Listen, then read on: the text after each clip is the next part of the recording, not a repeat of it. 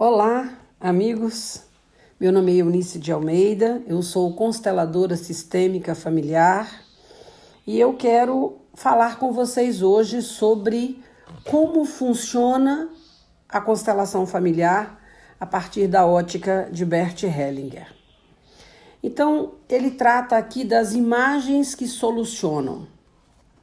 No livro, Olhando para a Alma das Crianças, ele diz assim: as constelações atuam através da imagem. Qualquer tentativa de explicação destrói a imagem. Falar sobre isso retira a força da imagem. Nós a deixamos como é. É uma imagem da alma, das profundezas da alma. Quando chegamos com a razão, e aí saímos interpretando tudo, a alma se retrai.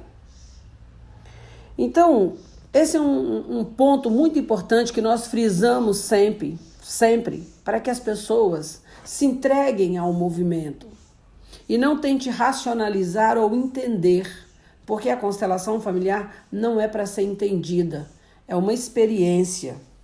E ele continua assim: quão grande é a família em suas particularidades, com tudo que já ocorreu em cada capítulo da história da família. Quando entendemos isso, nos tornamos humildes. A partir desta humildade, podemos lidar bem mais facilmente com destinos pesados e também com aqueles que têm um destino pesado. Serenos, confiamos em forças maiores.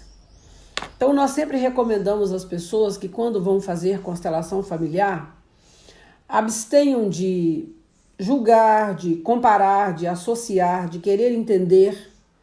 E muito importante é que, após a constelação familiar, as pessoas deixem ali o que elas experimentaram ali. Muitas vezes as pessoas querem entender ou querem comentar algo que aconteceu na constelação. Isso faz com que a alma retraia. A constelação, ela não busca em si a solução para as questões. Ela coloca em movimento um processo de solução. A alma tem o seu tempo, que não é o tempo do ego, é o tempo do movimento interno. E uma coisa que eu acho muito interessante frisar, que ele diz assim: as imagens das quais se trata aqui não são ideias que temos na cabeça. Trata-se de imagens de solução que pode penetrar na alma e atuar aí como imagens. A imagem inicial. A imagem familiar se compõe na medida em que alguém escolhe representantes para os membros da sua família, entre as pessoas presentes, e as coloca em relação umas às outras dentro do espaço. Aqui trata-se da constelação em grupo. Se o fizer de maneira centrada, surge uma imagem que o surpreende. O cliente carregava dentro de si uma imagem que frequentemente difere muito do que pode ser visto agora. Assim, algo que estava oculto vem à luz através dessa imagem. Se deixarmos que ela atue sobre nós, reconhecemos problemas importantes dessa família. Ao mesmo tempo, talvez também possamos descobrir onde podem estar as soluções para os seus problemas. Então, através de mudanças nessa imagem, podemos chegar a uma imagem de solução no final. Este é um aspecto das constelações familiares. Tem um outro aspecto que também deve ser levado em consideração. Quando os representantes estão verdadeiramente centrados, sentem-se igual às pessoas que estão representando, sem conhecê-las. Isto é algo misterioso e que normalmente chamamos de fenomenologia. Não podemos explicar esses fenômenos sem mais nem menos, mas isso mostra que estamos conectados com algo maior e que, através dessa conexão, podemos chegar a um conhecimento que não recebemos de fora. Aqui se trata daquela imagem. Então, uma das coisas que nós frisamos, e eu repito aqui, é abster-se de julgar e de querer entender. Quando o cliente está centrado, ele entra numa dimensão, numa profundidade que não há normalmente esses questionamentos. Muitas vezes, quando a pessoa fica tentando entender, é porque ela não conseguiu acompanhar o movimento da alma. E ele diz assim: quando falo sobre imagens de solução, pressupõe-se que também existam imagens que nos emaranham e que nos prendem de tal forma que bloqueia algo dentro de nós, algo que quer se desenvolver. Essas imagens também são imagens internas. Cada um de nós nasce dentro de uma determinada família. Esta família tem determinadas ideias sobre o que é bom e é permitido e sobre o que é proibido. Muitas vezes essas ideias independem da realidade, daquilo que é realmente bom e ajuda e daquilo que realmente atrapalha. Assim sendo, temos que aprender a nos despedir dessas imagens internas. Por exemplo, de imagens que nos impedem de reconhecer outras pessoas que são diferentes e conferir-lhes os mesmos direitos que temos. Então, muitas vezes nós recebemos imagens como registros ou crenças do que é bom, do que é favorável, mas isso pertence aos nossos antepassados. E nós devemos nos despedir, ou seja, nos reinventar ou repensar. Hoje eu ouvi uma coisa muito bonita. O passado é para refletir e não para repetir. Então nós temos que refletir. Será que isso realmente tem fundamento? Será que essa minha crença, esse meu julgamento, essa postura que eu tenho diante dos fatos faz sentido? Então essa reflexão vai fazer com que nós possamos nos libertar ou deixar no passado as crenças e os olhares dos nossos antepassados para que nós possamos estar inteiros no aqui e no agora. E ele diz assim: então aqui também se trata de purificação, de uma purificação interna de imagens que nos confundem, talvez também de imagens que nos atraem para alguma coisa que nos prejudica e que prejudica outras pessoas. Através dessa purificação, encontramos soluções que unem com respeito àquilo que é diferente.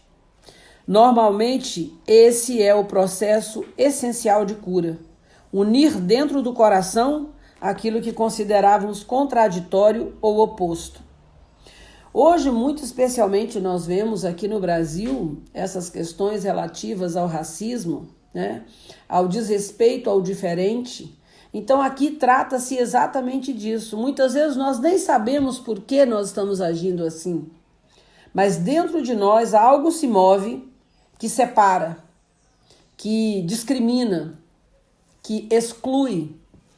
E aí nós temos que refletir e nos despedir e fazer uma purificação profunda, utilizando as ferramentas que cada um dispõe, seja a oração, seja o Ho'oponopono, seja qualquer que seja outra ferramenta que você disponibiliza para fazer a limpeza das memórias, a limpeza do tecido residual das crenças dos nossos antepassados. Quero dizer mais uma coisa sobre como lidar com essas imagens. Elas existem dentro de um espaço, são atemporais, não podemos modificá-las. Se refletirmos sobre o que aconteceria se mudássemos uma ou outra imagem, estaríamos interferindo nela. Também não podemos atuar imediatamente de acordo com a imagem. Aqui, muitas vezes, surge uma imagem numa constelação e, de repente, a pessoa fala: nossa, vou tomar essa decisão. Não tome nenhuma decisão após uma constelação. É precipitado.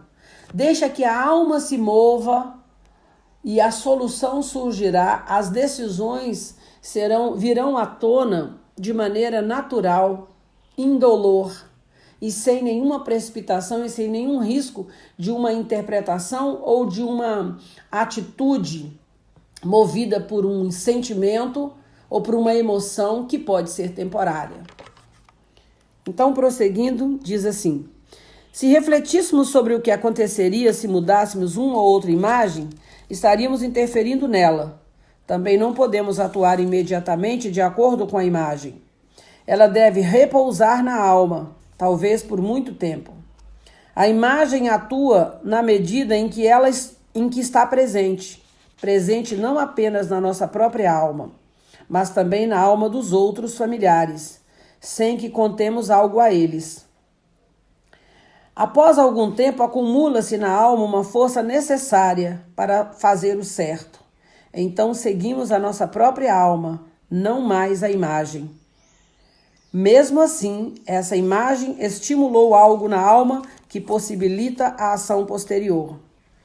Maravilhoso, não é? Então a alma, ela a imagem, ou melhor, a imagem, ela é um veículo para levar a esse movimento da alma que vai conduzir um processo de ajuste dentro do campo.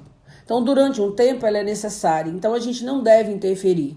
Uma outra coisa que eu quero falar é do profundo respeito com o qual nós devemos nos manter numa constelação.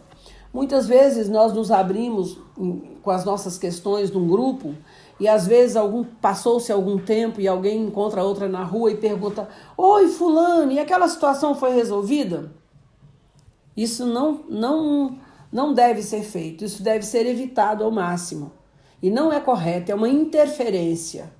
Nesse nível de atuação, nós devemos estar presentes e quando nós terminamos uma constelação, nós viramos aquela página e já não compete a nossa consciência externa focalizar no que aconteceu ali, deixar aquele movimento. É como uma cirurgia.